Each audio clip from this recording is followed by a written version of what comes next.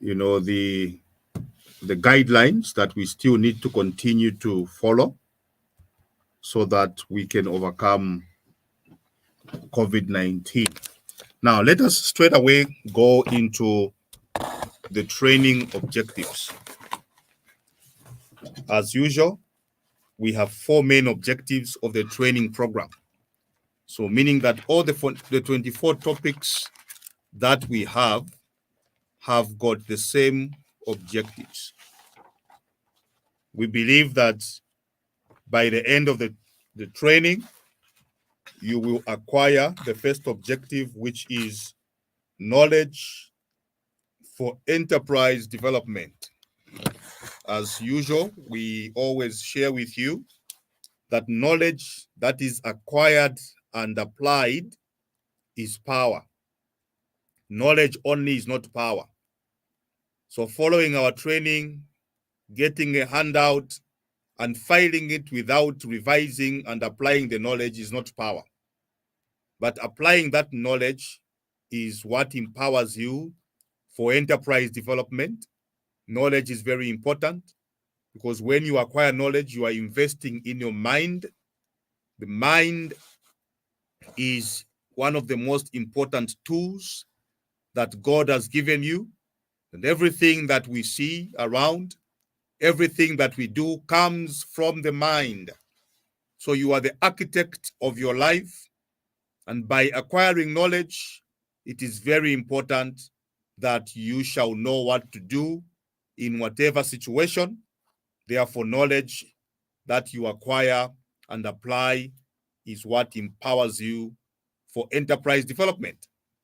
So the sponsor of this training, Kansanshi Mining PLC, would like you to invest in your mind, because when you have the right knowledge, you're going to have a good mind. You're going to make the right decisions. You are going to be exposed to a lot of opportunities. You'll be able to think outside the box. And that is what is going to give us very good success. So objective number 1 is acquiring knowledge for enterprise development. Objective number 2 is employment creation. It is our responsibility as small business people. Did we know that over 80% of the business community in Zambia consists of micro entrepreneurs and small business people? So we are very significant in running the economy. So you and I are significant in running the economy because we form the masses. We form the majority of those that are in business. And that is why it is very important for the small businesses, both informal and formal, to have certain sets of knowledge that they can utilize to create employment. Employment can be created at every level. You may not have employees at the moment. You are a one-man business owner, but that simply means that you have created employment for yourself. So we would like you to join hands with government and with Kansanshi Mining PLC in creating employment. The mine cannot employ every one of us because the population is just too big, and they can only do as much. But they are doing a great work by providing this training so that we can have the ability to create employment. And that is actually the second objective. Second objective is employment creation. The third objective is business sustainability. The mining company realizes that copper is a wasting asset, and they don't hide that. And they always say that copper one day will deplete, but we need to create an environment before the copper depletes so that we can have businesses that will be sustained beyond the lifespan of the mine and also beyond the lifespan of the entrepreneur, the founders, the owners of the business. So how do we do that? We do that by applying this knowledge that you acquire from the training program so that your businesses will continue growing, evolving, and becoming reliable businesses. We would like your businesses to grow, to to such an extent that when the mines are long gone, we are not going to notice the difference. We are going to have investments by small and medium-sized businesses in all the sectors of the economy. So we are inviting you to think outside the box by creating sustainable business plans, sustainable businesses that are going to participate in the energy sector, small businesses that will participate meaningfully in the agriculture sector, in the agricultural processing sector, in the telecommunication sector, in the technology sector, in the infrastructure sector, and in every other sector that is an opportunity for small business people. So we also urge you as small business people to also get involved in the mining sector. You can go and be part and parcel of, a small scale mine. You can get a small scale mining license. And there are so many ways of mining. So whether you are doing sand mining, whether you are doing crushed stones mining, whether you are doing precious stones mining, or even gold mining or copper mining, there are all these opportunities, and the mining company is saying we are encouraging diversification so that when the mining company Kansanshi is no longer here many years ago, many years to come, we are not going to have a ghost town like it happened some time back in the copper belt, but we're going to have a thriving and solid economy that will continue to thrive. And that's why the mining company is investing thousands of kwachas every month to ensure that we are able to get this information to the intended audience, to you, our participants. So the third objective is sustainability. The last objective is business formalization. There are many ways of formalizing your business. You can formalize your business by registering with PACRA, okay? Or you can formalize your business by registering with the Registrar of Societies, by having a club registered, or by having maybe a cooperative registered. So formalization has advantages. When your business is formalized, it is recognized by the government and also recognized by other legal entities. So let us formalize our businesses so that we can grow them, so that we can do business with other businesses, and so that our business stands a chance of growing quicker than it would if it remained as an informal business. Well, dear learners, I hope we have revised and we are now ready to dive into today's lesson. I can see my friend, Mr. Alex Shinjikinya, has sent a message already, and he says, I am following. Welcome to this live broadcast, my friend Alex Shinjikinya, and I hope that today's training is going to impact you greatly as you continue adding knowledge to your already existing knowledge. Okay, today's lesson is effective communication. Effective communication. This is a very, very important topic. And our introduction is that communication is an important tool. It is a tool for social and economic cohesion. It provides for understanding between individuals and among groups. We are always communicating as people. As we are speaking to you right now, as the training facilitators and coordinators, we are communicating, and we'll be able to explain to you what communication is from the social point of view, but most importantly, from the business point of view. Therefore, communication is fundamental to effective entrepreneurship. Communication in business is very, very important. And in this lesson, as usual, we are going to give you very live examples that you will be able to relate with in your business. All human beings communicate on a daily basis. Therefore, the importance of communication. Now, let us define what communication is about. We are going to explain to you so that we can understand the angle that we are taking when we talk about the meaning of communication. And I would like to ask you to follow us very carefully, write down notes, write down the definitions and everything that we're going to be talking about. And those who need handouts, if you need electronic handouts, please let us know. We'll send them to you on WhatsApp or email. And those of you who want the hard copy, feel free to come and collect the hard copy at our office. So what is communication? Communication is the process of giving messages by either one person or persons, and also receiving and understanding of the messages by another person or by other people. So we are saying that communication is a process. So it has to be complete, and we shall see what we mean by that.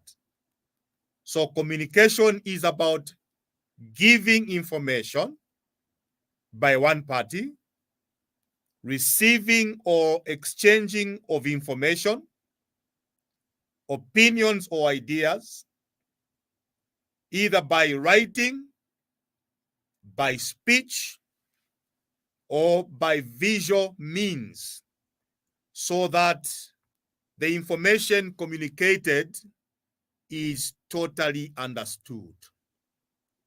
So that it is totally understood. And you have seen that we are using words like opinions or ideas, and we'll be able to explain some of these words as we go on in detail. So that is the definition of communication. So communication contains messages that need to be conveyed. Okay? So we convey information, we convey instructions, we convey ideas, we convey opinions, and we convey our emotions through communication. Now, let me just give an explanation on some of these terminologies. So we are saying messages may contain, number one, information. What is information? Write this down. Information will simply talk about the facts about something. The facts about something. So, if you say the Zambian women's national team has qualified to the World Cup, that is information. That is a fact. So information communicates facts. Okay? Instructions talk about a direction or order. So when you give instructions, you are giving direction or you are giving directives. For example, those of you who are in farming and you may have a worker or two, you always give directives or direction, or you give orders to your workers with regard to what they need to do at the farm. So you tell them, today we are going to weed in our cabbages. That is a direction. You are giving an order. You are communicating through instructions. Communication also contains ideas. What are ideas? Ideas are suggestions about possible action. So when you are saying, I have a good business idea, you are saying, we can go and buy fish from Western Province, and then we can transport it to Kasumbalesa border because it is on high demand. The barbel fish is on high demand. So if we go to, let's say, Mongu or Kalabo, and we camp there, we hire people that are going to catch the fish and people that are going to dry the fish using fire. Then we transport them through the Kasempa route to Kasumbalesa. You are talking about a suggestion. You have not yet done it. You are just thinking. That is an idea. You know, they say that ideas rule the world. So we start with ideas. Maybe you want to start a driving school. You are saying, I want to get 4 cars, 4 small cars, 4 Corolla cars, Toyota Corollas. I'm registering a driving school so that people in Solwezi or people in Kasempa or people in Lusaka can start recruiting for driving lessons. You have not yet bought your vehicle. You have not yet registered your company as a driving school. Those are ideas. Those are suggestions for possible action. Communication also contains opinions. An opinion is a view about something. So you are saying, I think that Zambian entrepreneurs are becoming innovative. That is an opinion. That is how you look at things. I think that Zambians are not really lazy. They just need to position themselves, understand certain things to seize opportunities. That is an opinion. I think that Zambia has a lot of talent in terms of the film industry. And I think that Zambian soap operas have so much grown and transformed to such an extent that they can be watched all over Africa and they can compete with West African movies. That is an opinion. So communication will have opinions. And then it will also have emotions. What are emotions? Emotions are simply a mental state of mind which you express through communication. So you are saying, I'm very happy that we have such programs. That is an emotional state of communication. So in our definition, we are saying communication will transform or will transmit messages in the form of information, in the form of instructions, in the form of ideas, opinions, and also emotions. So that is our definition for today. Thank you. Now that we have discussed the messages, types of messages that we communicate, indeed, there is information, there is instruction, there are ideas, there are opinions and emotions. But now, how do you communicate these? So the prime media of communication is language, just like we are doing now. We are discussing issues, communicating to you in a language. There are so many languages, of course. So it is up to the communicator to select a language that is common in an area or common to the people that he wants to communicate to. So How do we express this communication? Now we are looking at the media of communication. It can be expressed through speech, like I'm doing now. I'm talking to you using a language that you understand. You see those two? There is the language that should be understood by the intended, recipient. And you use that language and speak the language. Apart from that, there are our friends, our relatives, our colleagues who cannot, those who are dumb and deaf. Those we communicate to them using non-verbal media. Here we use signals, we use gestures, signs, to communicate to them. I'm sure we have watched during news on TV. You'll find there are two medias which they use there. There is someone reading the news. Then the other one will be interpreting using signs, using the sign language. So that use of sign language is another media. It's another way of expressing or of transmitting messages. Okay? Then let's look at the third one. The third one is writing, through writing.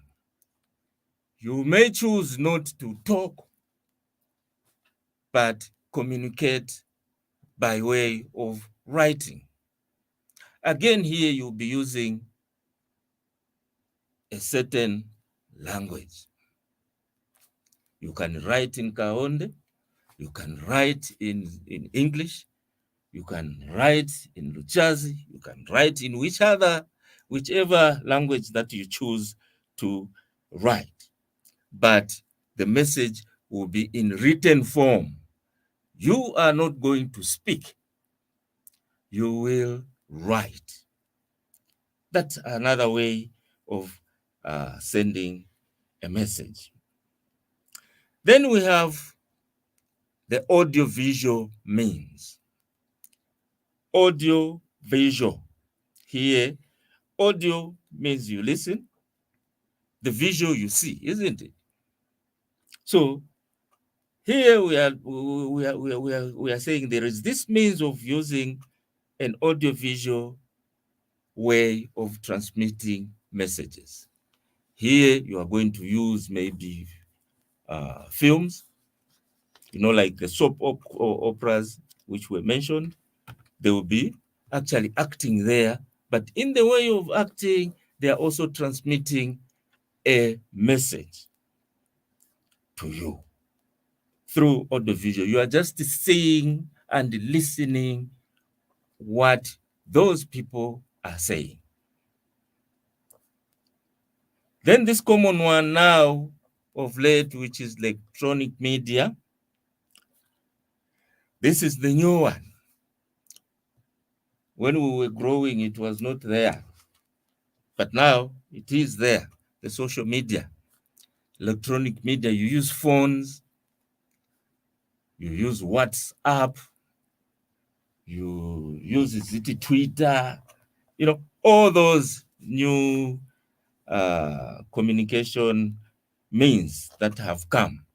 Here we are actually even on Facebook, and we are also on YouTube. Those are electronic medias. Okay, so we have looked at these medias. We have speech, the non-verbal, we have the writing or the written, the audiovisual, and the electronic media. Most important here, we are saying we are using the language.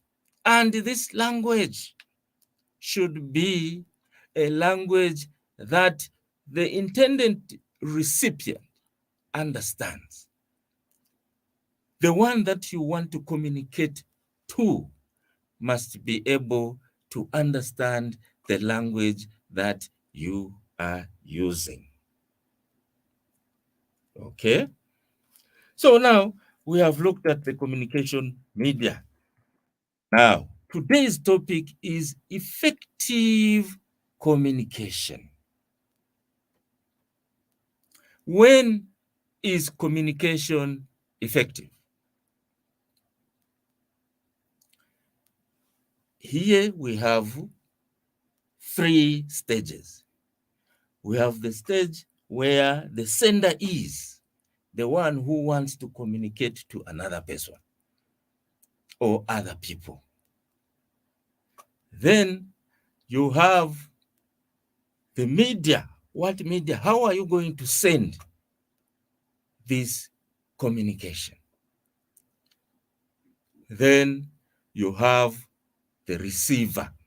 Now, the receiver should be able to understand what you are sending. And after understanding that and appreciating what you have actually sent to him, he should be able to feed you back in form of response to show that, yes, I have received the message and I have understood it, and I'm feeding back to you by way of action or by way of, talking, telling, appreciating, to say, well, yes, I have heard. Or you change, you act in a different way, in a way that we want, the sender wants you to act. Okay? So in short, we are saying communication is said to be effective when the receiver of the message understands it properly and responds to it in the manner the sender or the giver intended. So here we are saying, you as the sender, you must have in mind that if I send this message and it is received, the response which I expect is this one. Okay, you should have a response in mind to say, after they have received my message, they should be able to respond this way. Here we are talking about, these measures of preventing ourselves from getting COVID. We have talked several times. We have said, okay, now you get the vaccine. What do I expect, me as the one who has sent this message? I expect you to understand the message. Then after you have understood the message, take action by visiting the centers and getting your vaccine. There, then I will say the communication was effective because there has been response, there's been full understanding of the message. Okay? So that is the definition of effective communication. We may proceed. Excellent. So, dear learners, we have defined the meaning of communication.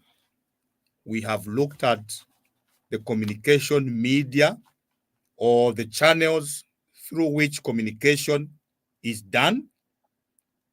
And we are now going to look at the process of communication. What is the communication process? Thank you for following us. Those who are following on social media, I have seen my brother Paul Ramos Nikosa. Welcome and thank you for following.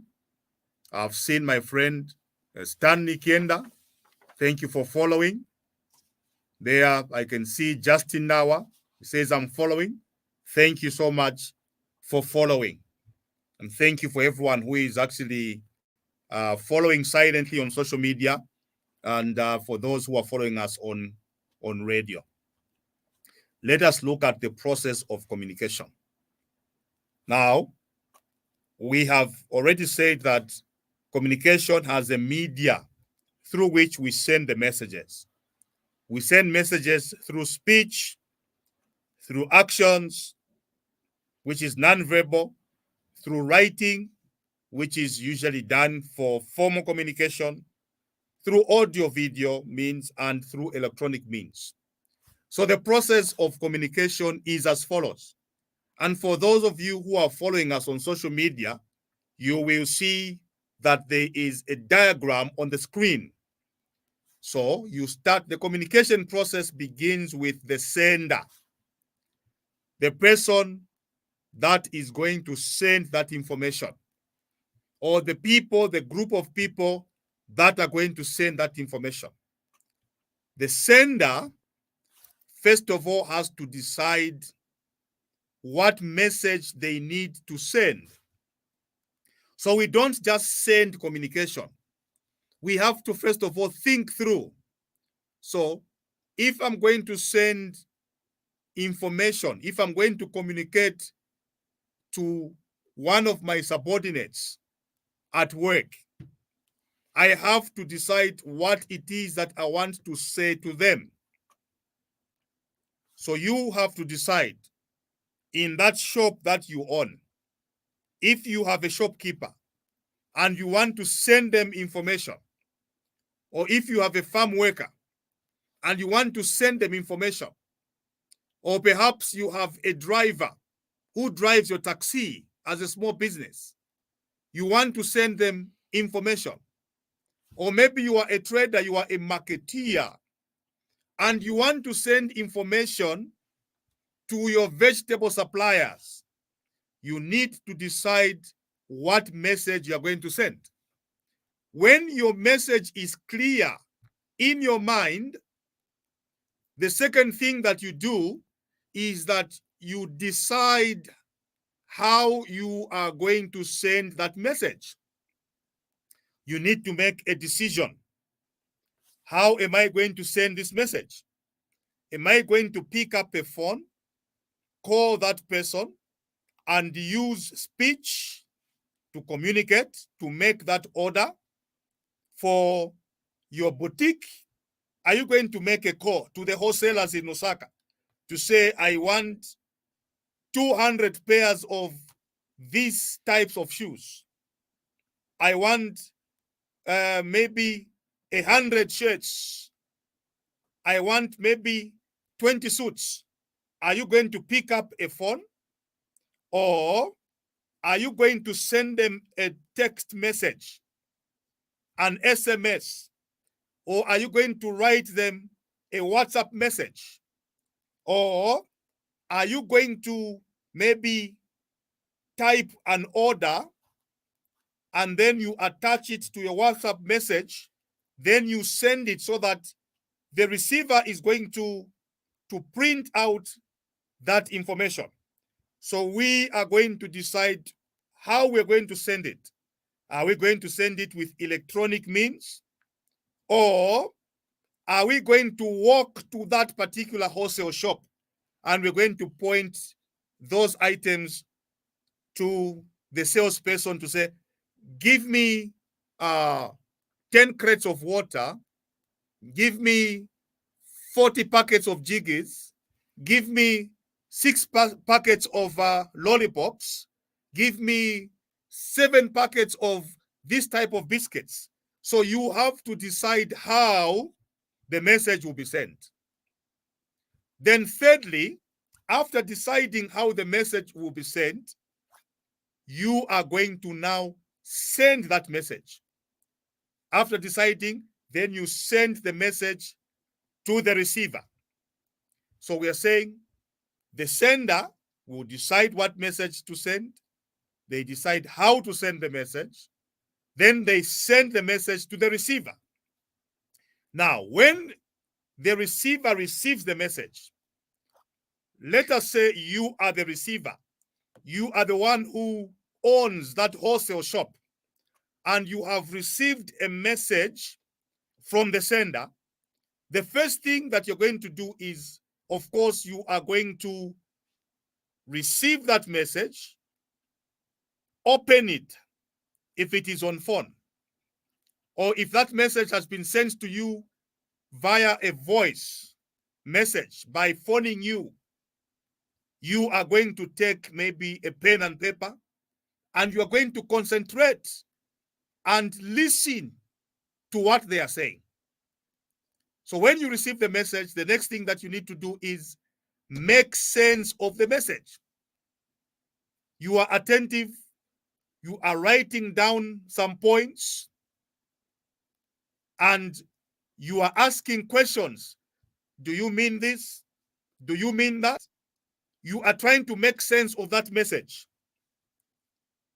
Then you will understand the message. Once you have confirmed that this message that has been sent to you is meant to be in that way in which you understand it, the next thing they are going to do is you are going to send a feedback to the sender. How do you send feedback? You send feedback by either writing back to them and telling them that you understand and you want them to confirm that this is what they want and that these are the quantities that they want. You want to understand the message by saying, this is how you want me to send back these goods, and that you want your goods to arrive in the next 2 days. You send back that feedback to the sender so that the sender of the message will also understand that the receiver of the message has understood that message. So this is what we call the process of communication. So whether we are sending our message by speech, whether it is nonverbal, whether it is in writing, or whether it is audiovisual. For instance, those of you who are looking at this presentation, there is a part which is audiovisual because you are seeing this diagram of the communication process. Or let's say you come and attend a physical workshop, and we are doing a presentation by beaming it on using a projector. There will be some audio visuals that will be able to help you to keep a picture of what we are trying to communicate, and that is audio visual, which is also part of the communication process. You are sending it by electronic means. We have emails. We have social media now, which is becoming increasingly formal. We have meetings now, which are done using, electronic means. Okay, so you have Zoom meetings or any other forms of meetings that we have very many platforms nowadays. Zoom is just one of them. Okay, so all these forms of communication form part of the communication process. But the most important thing to understand about the communication process is that you have the sender, you have the receiver, and the receiver will have to give feedback to the sender so that the process of communication is complete. Communication is not communication if the sender sends the information to the receiver and the receiver does not respond. That is not complete communication. The receiver must acknowledge. So when you are on a WhatsApp group, for instance, a farmers group, a church group, and somebody sends important communication and he needs you to feedback, if you just keep quiet, the communication process is not complete because the sender of the information is not sure whether you have seen the message or you have received it, is not sure whether you will make sense of the message or understand the message, and they are not sure whether that information that has come to them is of interest to them. So let us learn the process of completing the communication cycle.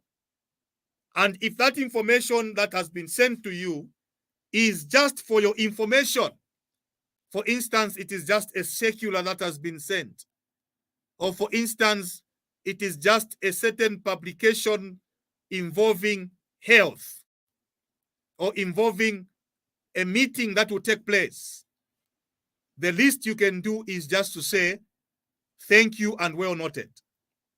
And that person is going to know that you have received the message and you have acknowledged the message.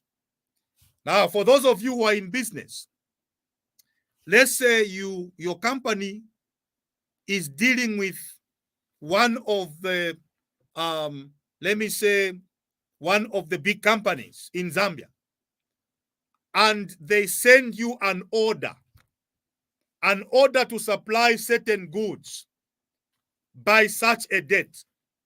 What do you need to do? When you have received that order, you should acknowledge receipt of the order.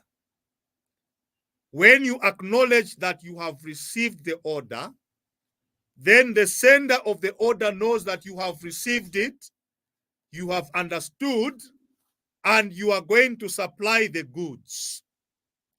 Especially when you're dealing with the mining industry, because the mining sector, especially the big mines like Kansanshi and Kalumbila, they are, very busy mines, and they depend on various service providers and suppliers.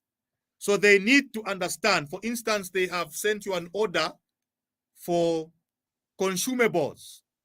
There are certain consumables that the mine uses to produce, in the process of copper purification. If you are that supplier and you don't acknowledge receipt of the order and you don't deliver on time, you are going to make them to lose millions of dollars. So that's why they want you to acknowledge and deliver by the time that they want it, so that they can use it in their processes, so that they can process that copper or whatever it is that they want to do. And that is why the process of communication is important. So communication is very important because we communicate in business. We have the senders of information in business, and we have the receivers of that particular information in our business. So there are other factors that we need to consider when we are sending information. So some of the factors to consider by the sender include, number one, you need to know with whom to communicate. Who do you need to communicate this kind of information? I am a farmer. I deal with inputs, and I want to order inputs online, or I want to make a phone call. With whom do I need to communicate? I need to communicate, first of all, with a supplier of such inputs, an agro shop, and a salesperson that works in that particular shop. So you need relevant information that is going to go to the appropriate person. Decide with whom to communicate. Secondly, you decide how to communicate. Am I going to communicate orally by speech? Is it appropriate for me to write to this person an email or a letter? You choose the kinds of words. What kinds of words am I going to use to communicate with this kind of person? What kinds of words am I going to use to communicate with my farm workers? Or what kind of words do I need to use to communicate with a superior? What kinds of words do I need to use to communicate with maybe the commercial manager of Stanbic Bank if I want business with Stanbic Bank? What format am I going to use? Is it going to be a formal letter? Is it going to be an informal email? Am I going to send a WhatsApp message? What is the tone of that message? So we need to know how to communicate and what will be the format of that communication. Then we need to know when to communicate. If it is an email, what is the best time to send it? When should I communicate? Because there are certain forms of communication that you need to communicate at a certain time, because when you communicate too early, perhaps people are going to forget. When you communicate too late, you are not going to receive the kind of quality or attention that your message needs or your message desires. So we need to understand when to communicate, and that is very, very important. You also need to understand where to communicate. Where am I sending this message? Then lastly, you need to know what feedback or what response you are expecting. We don't just communicate, we communicate with a purpose. There is always an objective to communication. So when you are sending a message to your child and you are telling them to water the garden, you expect a response that is going to say, okay, mom, okay, dad, I've gone to water the garden. That is the expected feedback. And you expect feedback to say, I have done what you told me to do. When you send a message to a colleague in business and you are telling them, my friend, I've got this urgent order and I need you to lend me 10,000 kwacha. You have sent them a message on WhatsApp. I will pay you back at the month end when I am paid by my suppliers, by my customers. You expect a feedback. The feedback you expect is, no problem, my friend. When do you need the money? Come and get it.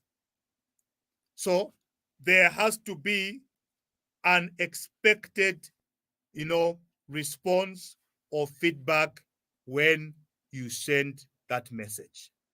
So that was about the process of communication. Thank you. Indeed, thank you so much. It is important actually in communication to choose the type of words that you use. You are not going to use certain words when you are addressing your superiors. Okay, now let's look at the type of communication in an enterprise. Now, we are talking to those entrepreneurs, yourselves and ourselves. There are types of enterprise of communications that we use. The first one is the vertical type of communication.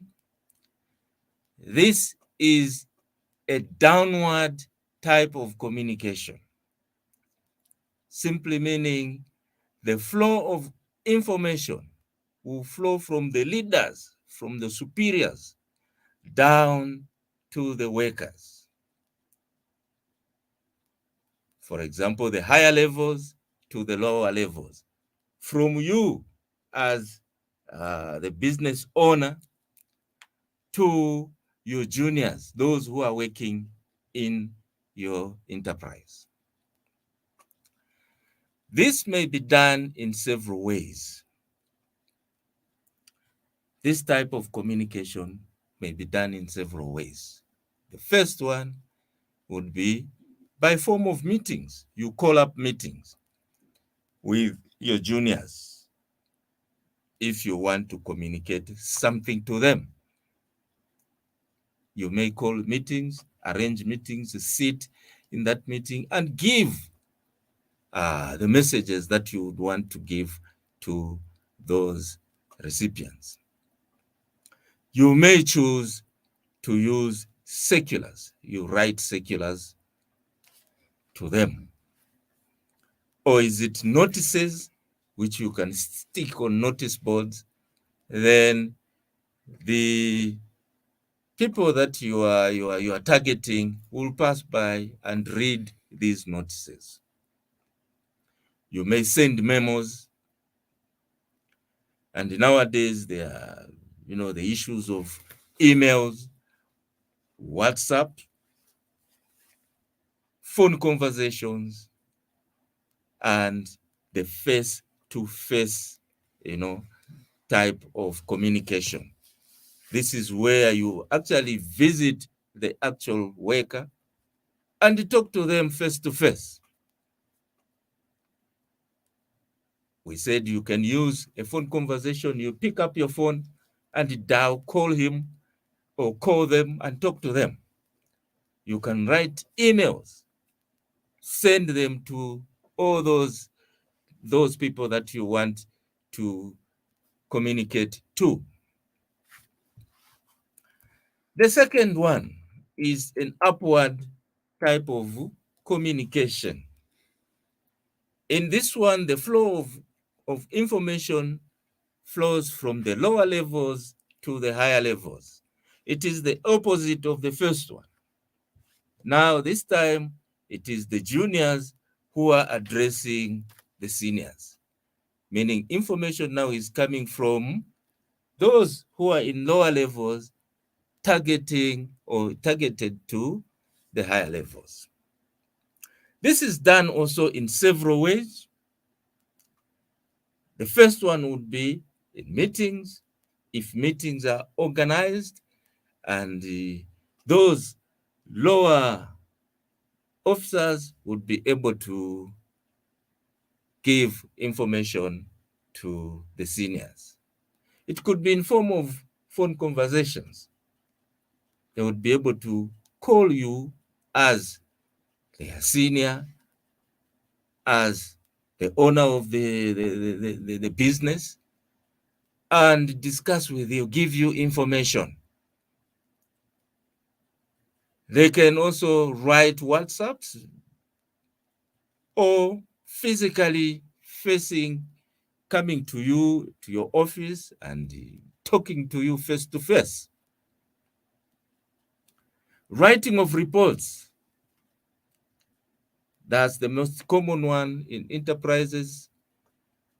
You juniors who write reports of happenings, whatever has happened there, they'll come up with reports which they'll send to you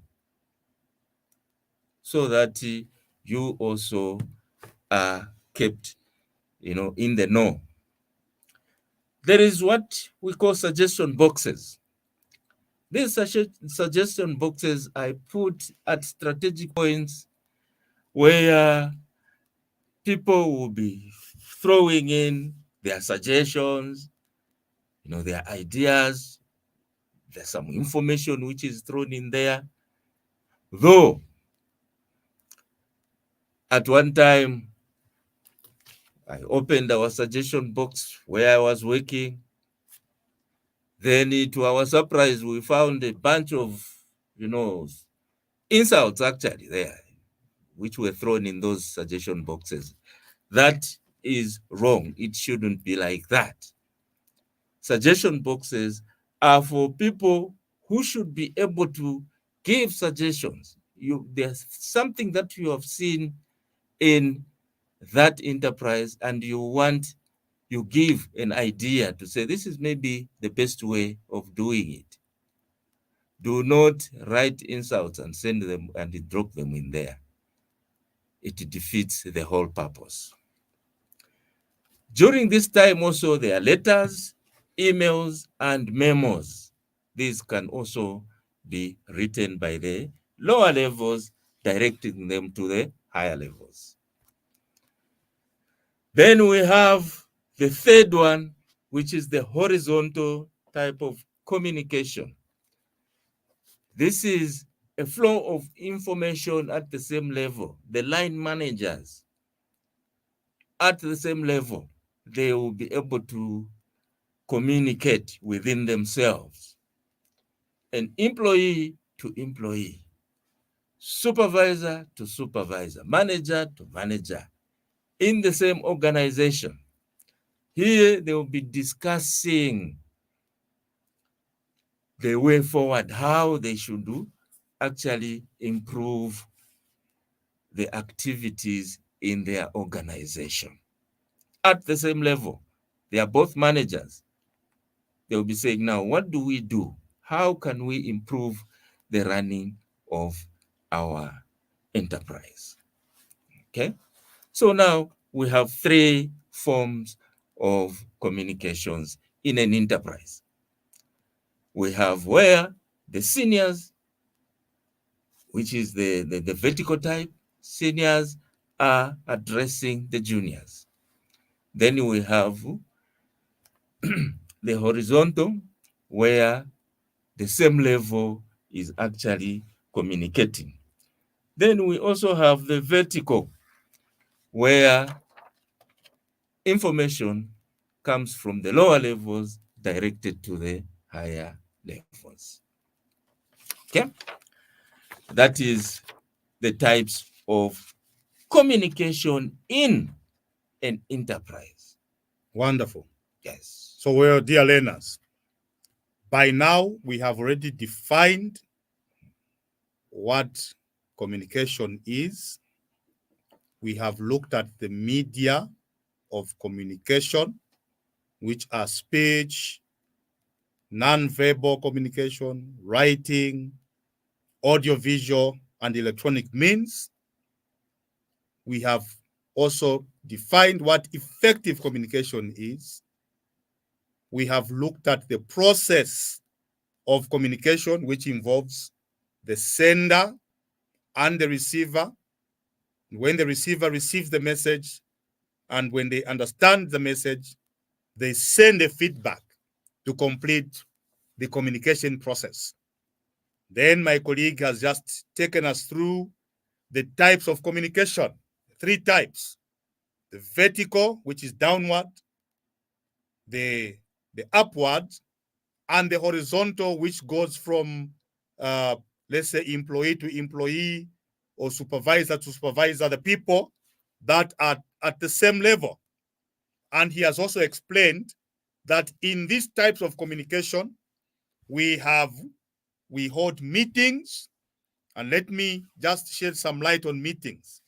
Meetings are very common and they're very important, whether it is in the form of vertical communication, upward or horizontal. Meetings are very important because in meetings, when you sit down as business people, or you are sitting down with your employees in your business, or you are sitting down with fellow suppliers, or maybe you are sitting in a general meeting where you have different kinds of businesses and you are interested in the same thing. Let's say you are in the farmers union or you are in a cooperative.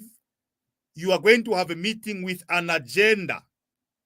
That agenda is what is going to direct the meeting, and you are going to discuss a lot of ideas which are going to make you to have informed decisions.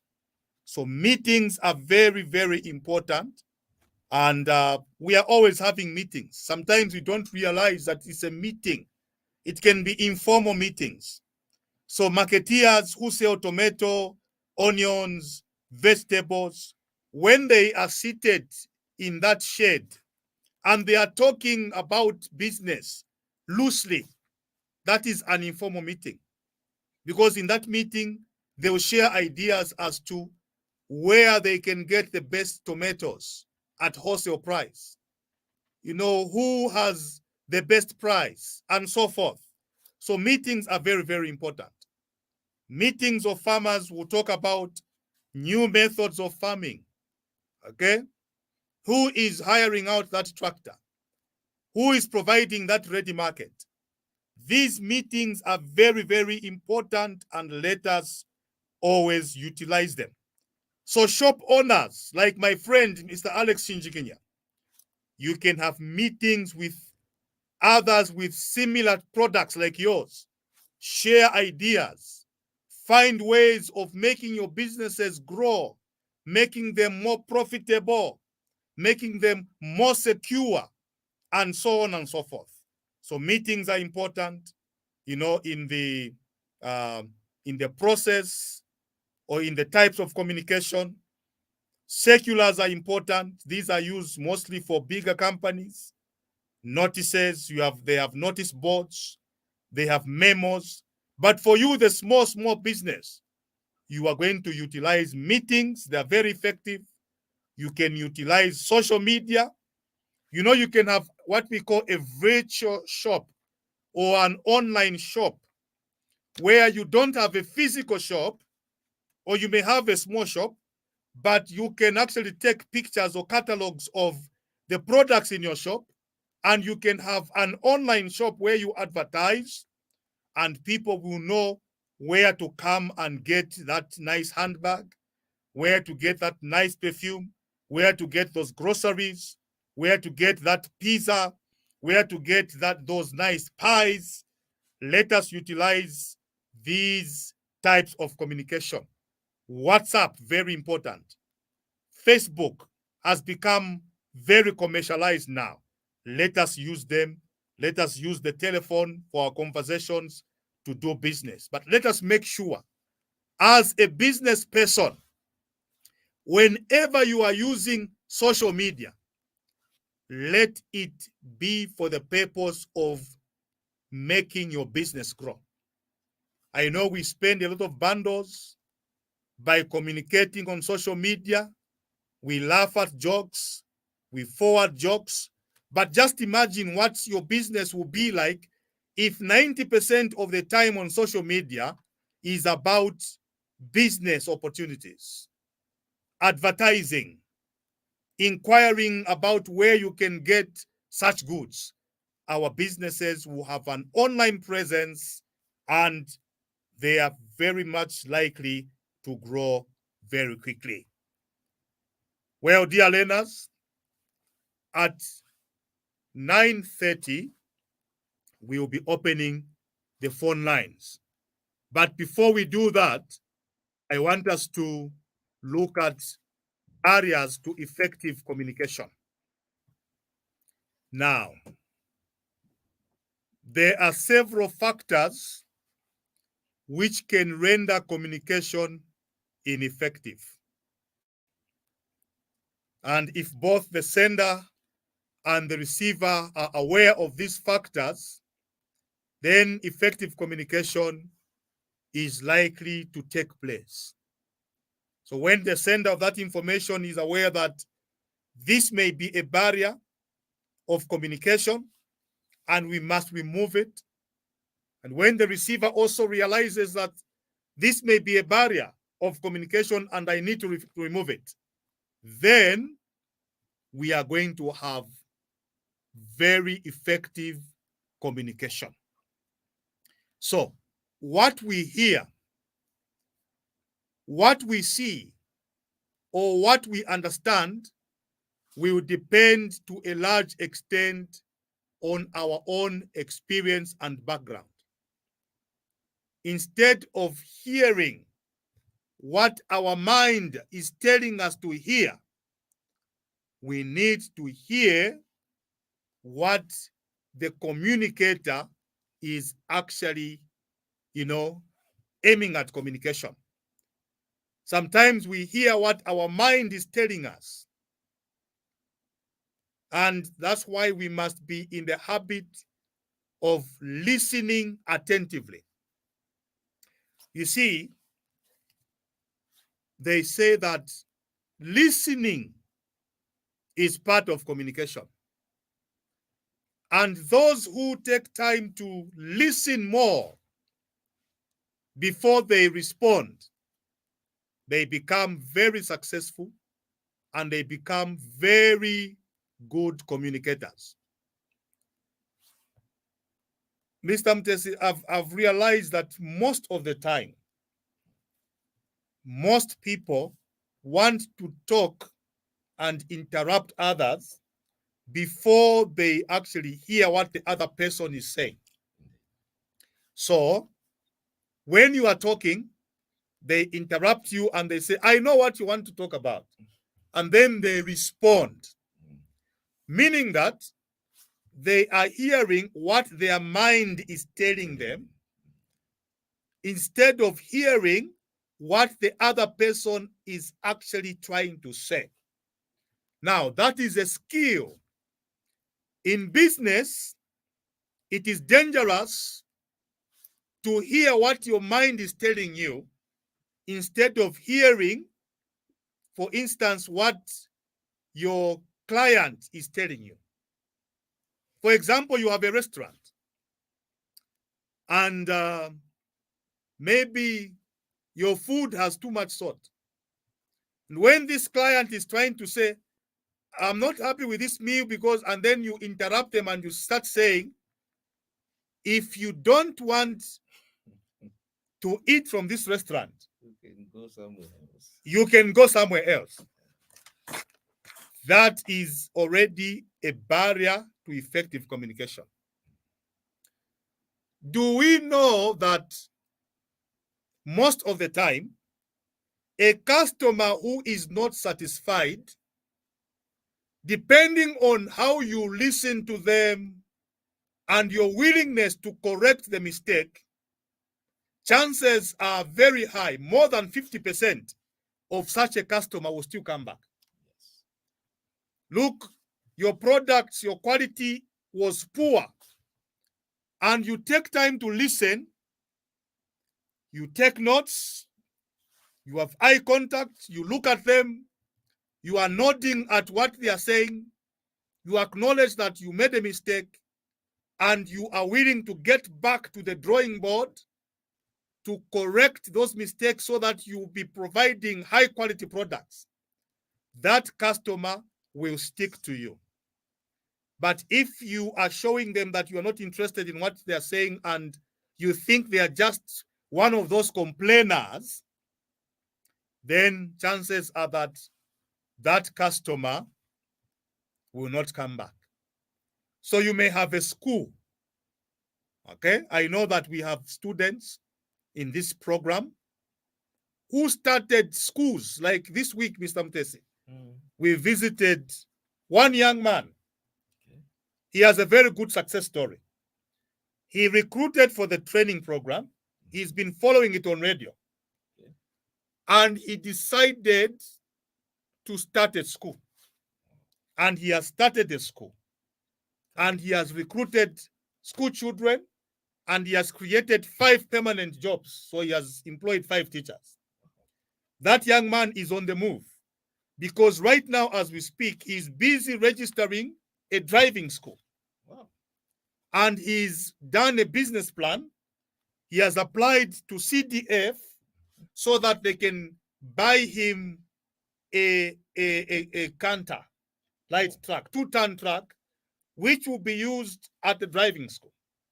Okay. So you can see that we have people that are effective by the information that they are receiving from the training program. They listen on radio and they act on that information. And such a person is bound to succeed. Okay, so what we hear, what we see, what we understand depends to a large extent on our own experience and background. And instead of hearing what we are taught, sometimes we hear what our mind is telling us. So what are we saying? Let us pay attention to what we are being taught. And let us not hear what our mind is saying. So, some of the specific barriers of communication are as follows. Number one, we have already said it, not paying attention. There was that exercise that we used to do, and we still do it in workshops, where you make a circle, and someone says, okay, now you whisper in this person's ear something. So let's say you whisper and you tell them to say, for example, bring me a bottle of Aquavita water. Bring me a bottle of Aquavita water.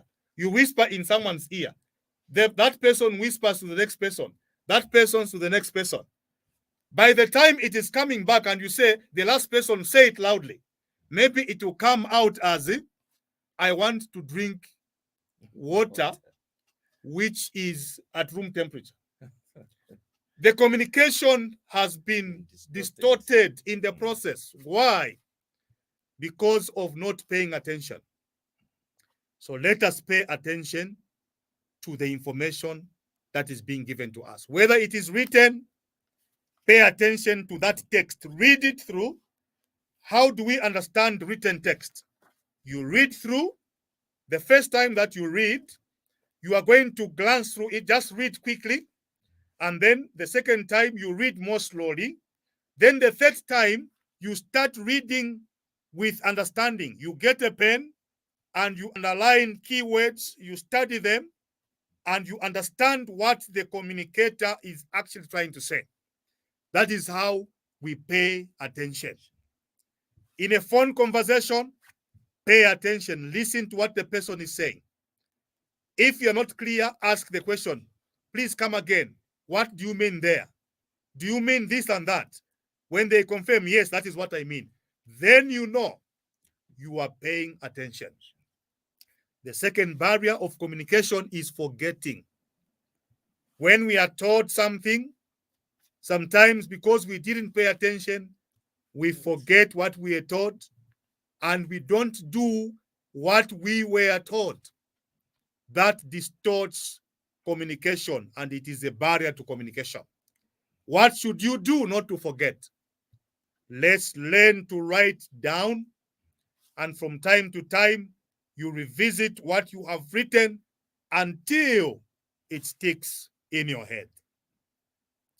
The third barrier to communication, to effective communication, is expecting a particular attitude from that person that you are communicating to.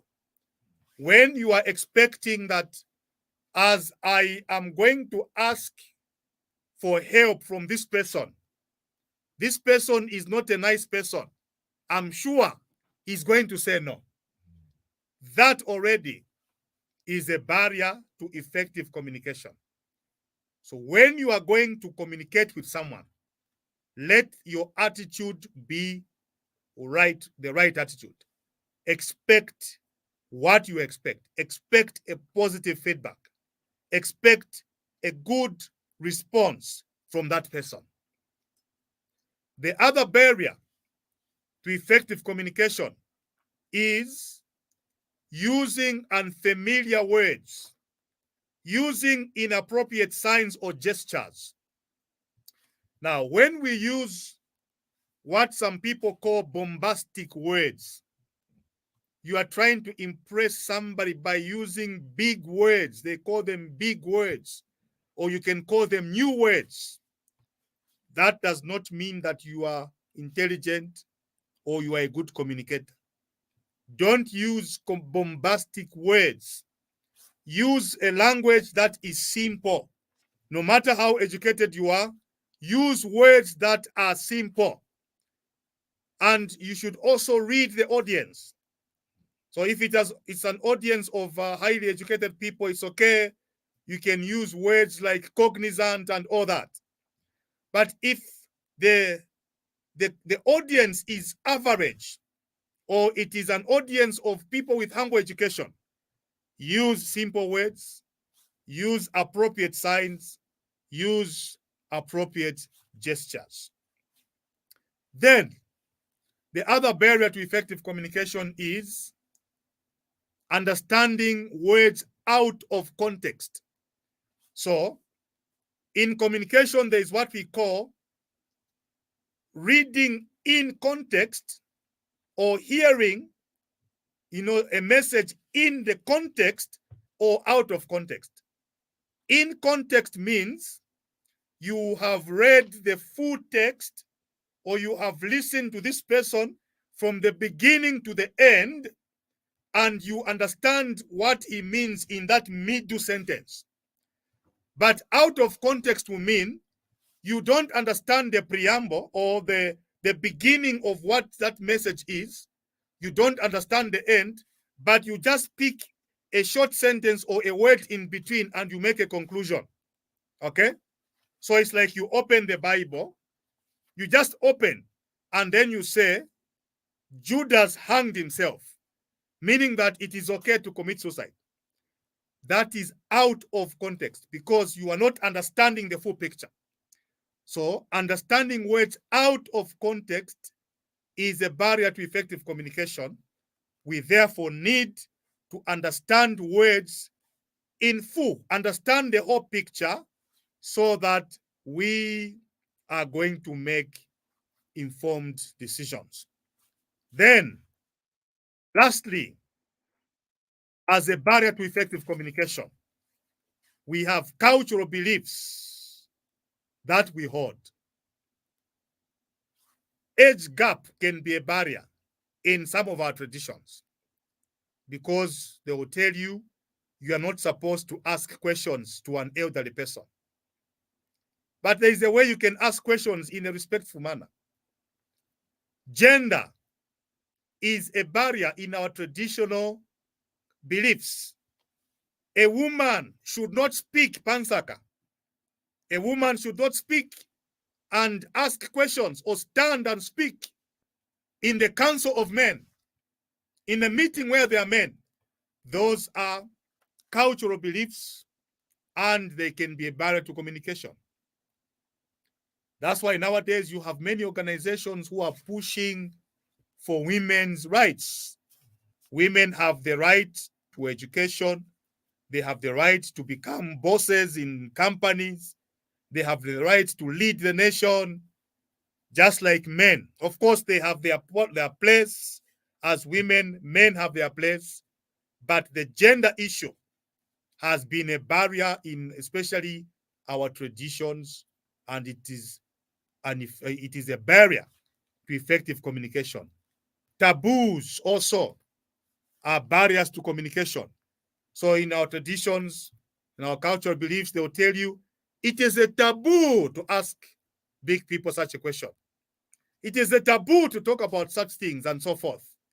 But we are glad that nowadays some of those bad cultural beliefs are ending.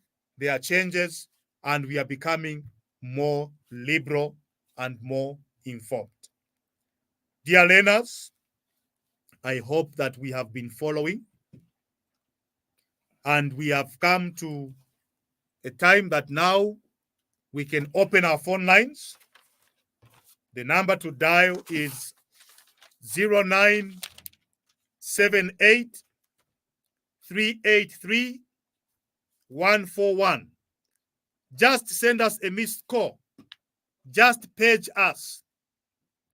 Just send us a missed call, and we are going to endeavor to answer your questions. Okay, now, there is a message from our friend, Mr. Alex Shinjikinya. And his question, Mr. Mutesi, is as follows. When the juniors call for a meeting with their seniors, it is the juniors who have the agenda. Okay, it is the juniors who have the agenda. Now, who is going to chair that meeting? Is it the junior or the senior? Wow, very interesting question. It's very interesting indeed. Wow. So, the juniors in the workplace, that is upward communication. Yes. They have called for a meeting. Which means they have consent. And they have an agenda to say, yes, bosses, our bosses, our leaders, we want to talk about these things. So the meeting is convened. Who is going to chair the meeting? Okay. Those who have convened the meeting should be able to have the agenda. And if they are the ones who have the agenda, they will choose a chair who should preside over that meeting. Yes. Okay, so you have heard. So what happens is this. Of course, when you are communicating upwards to your superiors, to your parents, to your leaders in church, to your leaders in government, there is a certain tone. It's the tone now. The tone of respect that you are going to use.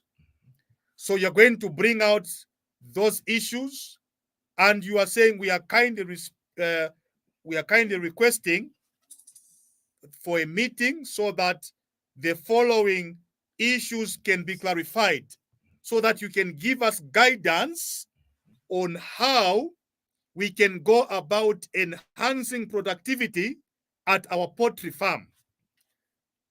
Then your superiors will take that information positively because they know that you mean well for their business. Yes. So what will happen is this. You can communicate upwards, and you have communicated the agenda, and the person who will chair the meeting may still be your superior. Yeah. Because you have communicated the agenda, and they will come and address you according to your request. But that meeting will be it's most likely to be very interactive, because as superiors also, we need to have a certain way of the way we treat our subordinates. We need to have open discussions and receive suggestions from subordinates. So depending on what the agenda is, maybe your leader can give you, the permission to say, you chair the meeting, and then I'll chip in. Yes.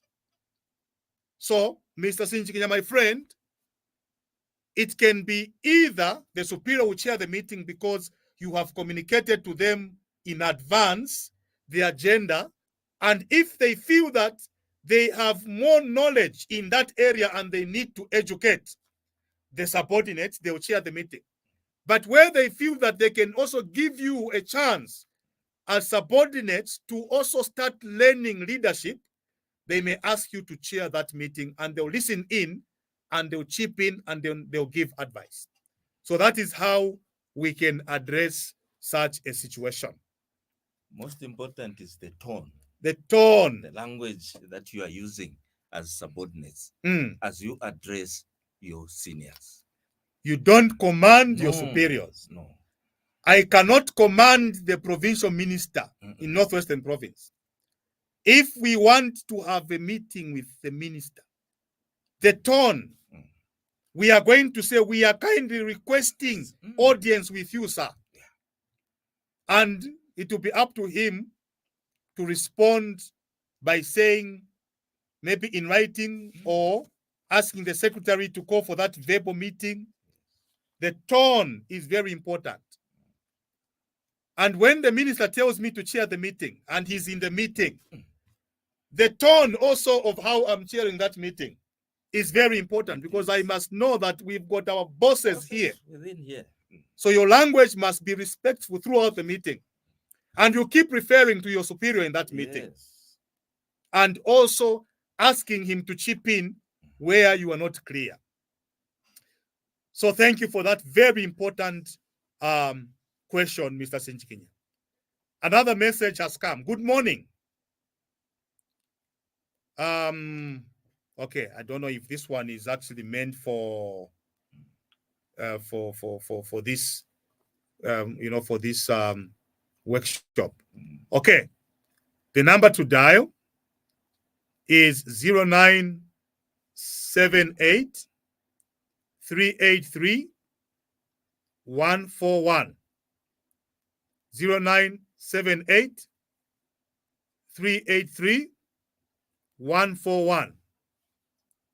Please just send us a missed call, and we are going to endeavor to answer you. We are going to endeavor to answer you. So as we are waiting for the phone calls, maybe there is anything that you need to clarify, Mr. Mtesi, before we now also give our conclusion pertaining to this topic. Okay, effective communication. What we need to know there is that you have the sender, you have the choice of the media. How are you going to send this communication? Then you have the receiver. Then you also should expect a response from the receiver. Okay? So that is very cardinal. When you talk about effective communication, have these in place. Always look forward to this. You are saying, okay, I'm going to choose the media. How do I send this? Many a times I have seen, people trying to communicate. They will be in a vehicle which is driving fast at 80 kilometers. He's moving around, it's 40 kilometers, moving around the compound. And the one is just shouting, please, please. What? You don't even hear anything. You see, it's just the noise. That one is not effective communication. Exactly. If I were the one trying to communicate that way, make sure that the vehicle is moving at a reasonable, pace, so that you should be able to listen and, give your information. Okay. So we have a caller. Good morning, sir.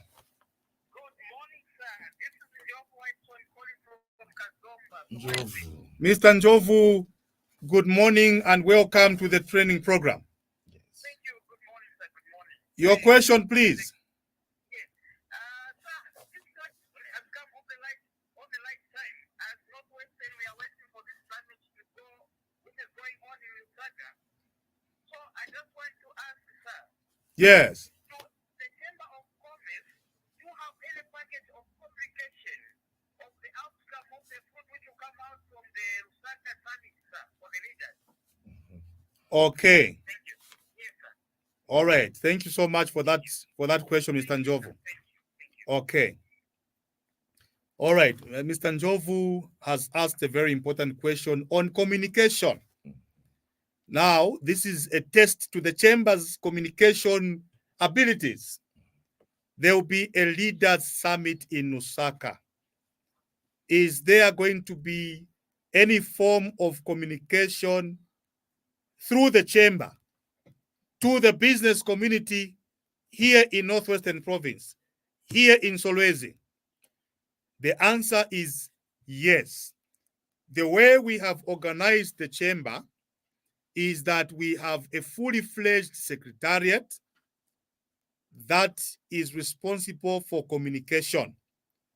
Secondly, we have a fully fledged website, very active, excellent website, and we are busy redesigning it to improve it.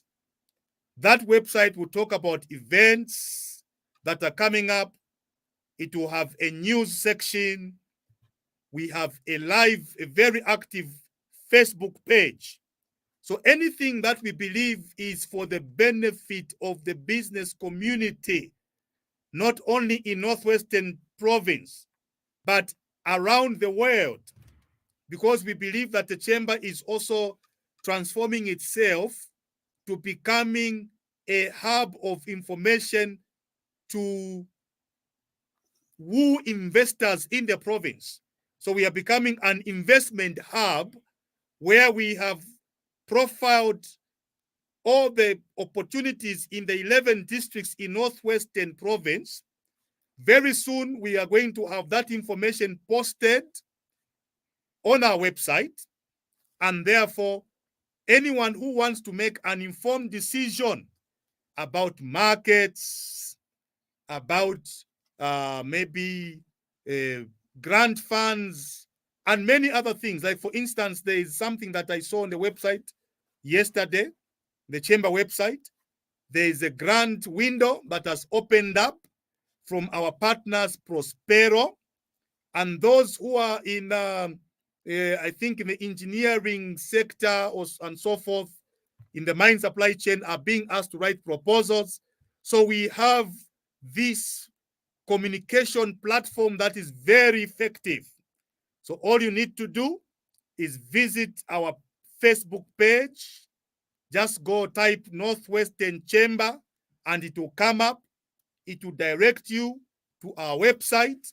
And yes, the Leaders Summit that is coming up in Osaka is something we're interested in. I will be asking our research and development to follow closely. I will be asking our Zambia Chamber of Commerce colleagues to send us some write-ups, and we are going to circulate that information. So that is very, very important.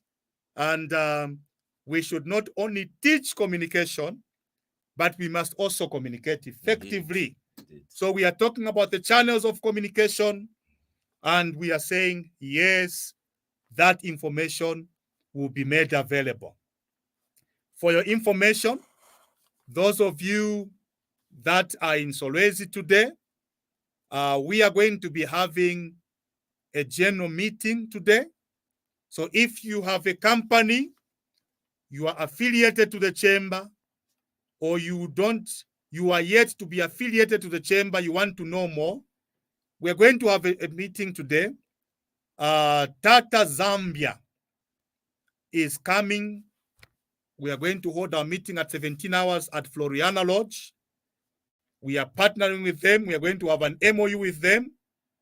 I'll be giving the chamber president's report. And Tata Zambia is coming to display some of their trucks, which they will be selling to the business community in Zambia and in Solwezi this time at flexible payment terms. So you can get a vehicle on asset finance on credit. So maybe you just pay a down payment and then you'll be paying the rest in installments. So you are saying, I want to get tipper trucks so that I can be doing some contractual works in the mine. Tata Zambia is coming today. You want a 2-ton truck or different kinds of vehicles that are utility vehicles. Tata Zambia is coming today, and we are going to be learning more about their products and about their flexible payment terms. So right now I'm communicating, and we are going to be live on Facebook. So you'll be able to hear the president's report. You'll be able to hear the presentation. And I'm hoping that our media team will be there to capture all the proceedings of the event. They will be able to capture the vehicles for you, and they will capture the speeches, the presentations. You will see the PowerPoint presentations or whatever means that our colleagues are going to use. And that is one way of effective communication. Dear learners, we still have a few minutes to go, and you can still send us the missed call. I believe we have talked about so many things, and I believe you were following so that you can actually derive questions from there. Okay, so we have somebody who is trying to call, and we're going to call them back so that we can actually get feedback from them.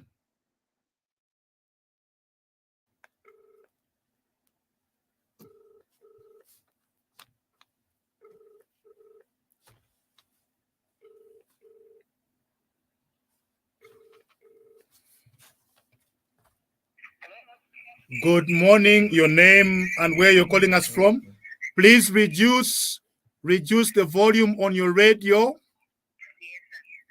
Please remove, reduce it so that we don't get feedback. Okay, your name and where you're calling us from? Yes, I'm Madam Casey. I'm calling from Bushbeck compound. Madam Kezia, welcome to the program. Your question, please. Thank you, sir. But I don't have a question, just a comment. Okay, please go ahead. Yes, effective communication is very important to each and everybody because Yes. it can bring ideas to where you are Mhm. and improve the standard of living. Yes. Yes, sir. Thank you, sir. Thank you very much, Thank you. ma'am, for that valuable contribution. Thank you, sir. Thank you, ma'am.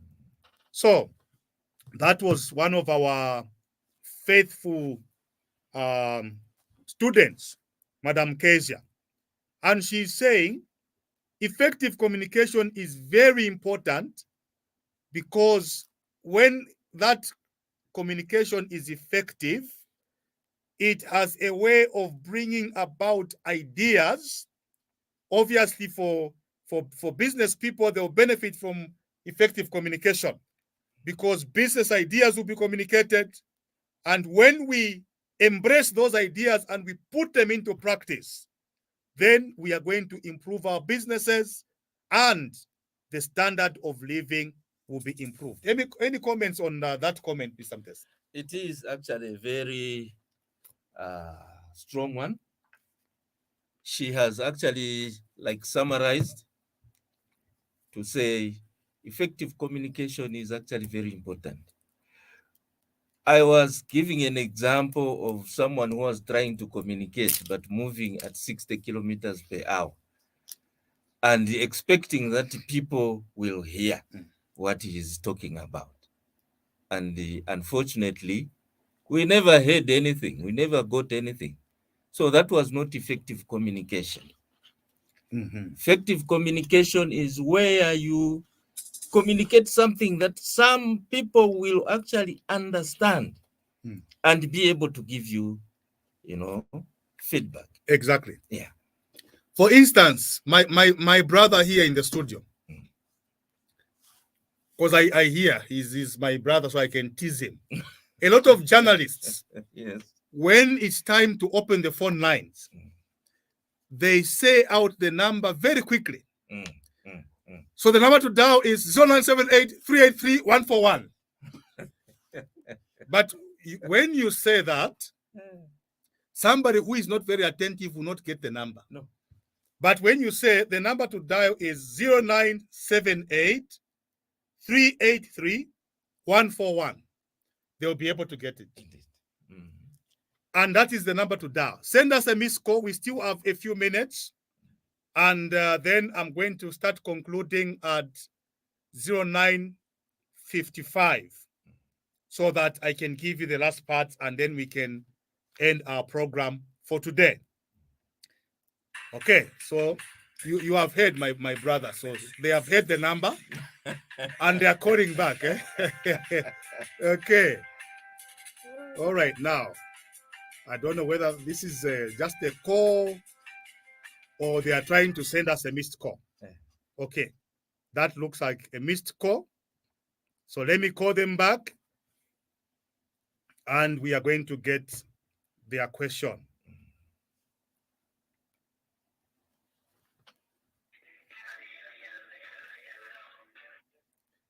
Good morning, your name and where you're calling us from.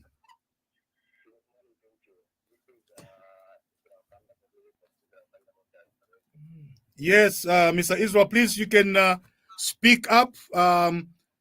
Please ask your question.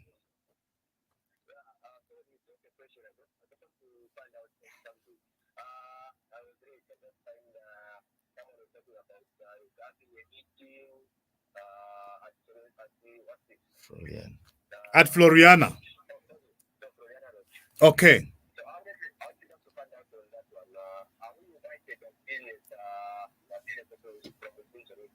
Yes, you are. You are invited for as long as you are coming from a legal entity. I would like to invite you to come I know it is usually for members of the chamber who are registered, but we also want to have potential members coming to benefit from the services that the chamber does. Now, you see this program, okay? So let me answer you through the radio. Thank you so much for the question. Okay. So my brother Israel wants to know whether the meeting I was talking about is open to people in Solwezi. Yes, it is open for as long as you are coming from a business that is registered. Small, medium-sized businesses are welcome. It is usually a preserve for members of the chamber, but we want even non-members who have the potential to become members of the chamber to attend such meetings, because we want to bring economic empowerment to everyone in Northwestern Province.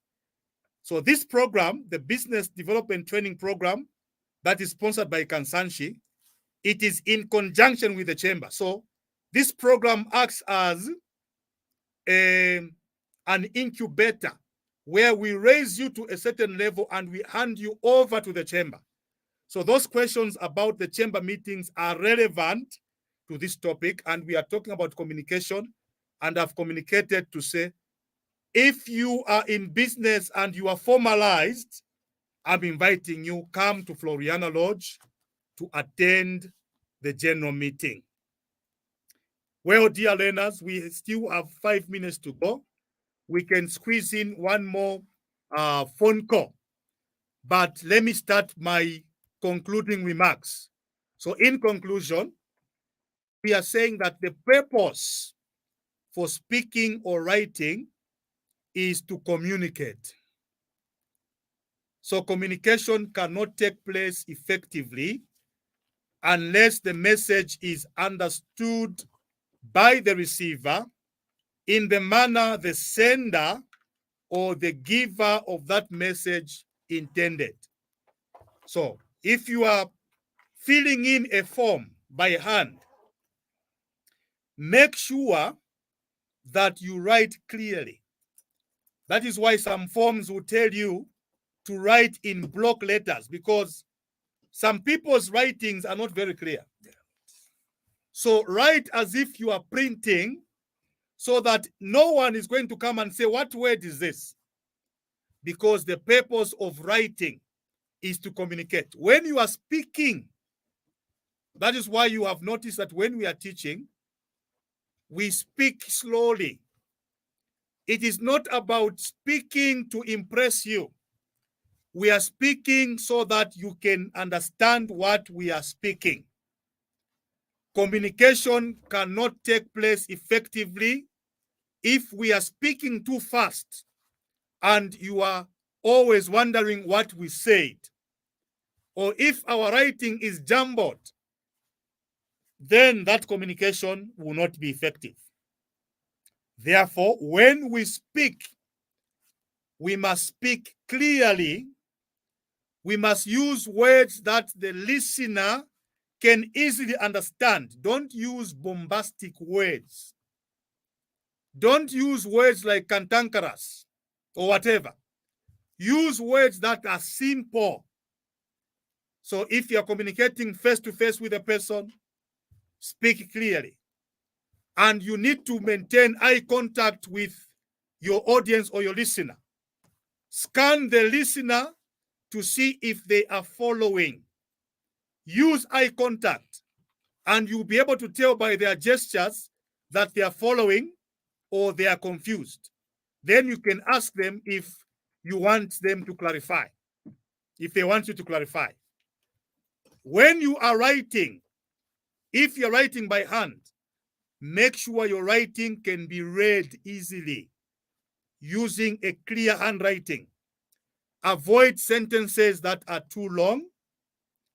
Divide different points into separate paragraphs.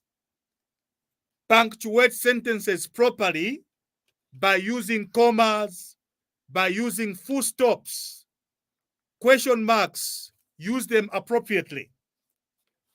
You need to take note that a badly punctuated sentence may be difficult to understand, and it may give a different meaning for what you intended. I'm sure at the appropriate time, we are going to, to give lessons in how to write, proper business English. There is a lesson for that, but at the right time, we shall be able to do that. Well, dear learners, the time is 9:59. We are going to end our program, our lesson for today, and our lessons for this month are ending here. Our next lessons will be next month. In the month of August, there will be another very interesting topic. So please follow us, follow our YouTube channel. You can follow these teachings. You can revise our Facebook page. You are going to find these presentations with audio. Revise and revise until they sink in you, and let us practice effective communication. Let me thank the sponsor once again, Kansanshi Mining PLC, for sponsoring this program and for giving us this platform that we are able to communicate to you through teachings. Thanks to our partners, Beats FM, for providing, this platform that we can broadcast our teachings through the radio waves. To those that followed through media, social media, through Facebook, thank you very much for following. Thank you to everyone who has sent in a message and a question. Thanks for all those that called in to ask those questions and to make those comments. Until we meet again next month, it is goodbye, God bless, and pleasant listening. Bye-bye.